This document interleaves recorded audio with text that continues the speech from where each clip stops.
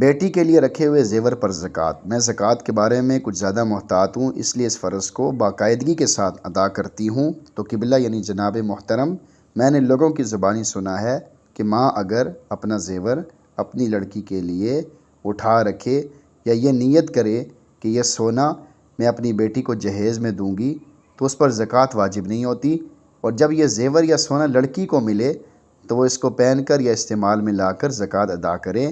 آپ یہ وضاحت کریں کہ لڑکی کے لیے کوئی زیور بنوا کر رکھا جائے تو زکوٰۃ دی جائے یا نہیں۔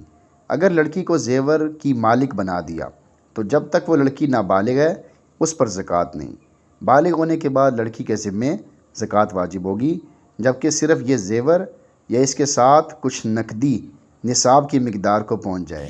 صرف یہ نیت کرنے سے کہ یہ زیور لڑکی کے جہیز میں دیا جائے گا زکوٰۃ سے مستثنیٰ نہیں قرار دیا جا سکتا، جب تک کہ لڑکی کو اس کا مالک نہ بنا دیا جائے، اور لڑکی کو مالک بنا دینے کے بعد پھر اس زیور کا خود پہننا جائز نہیں ہوگا۔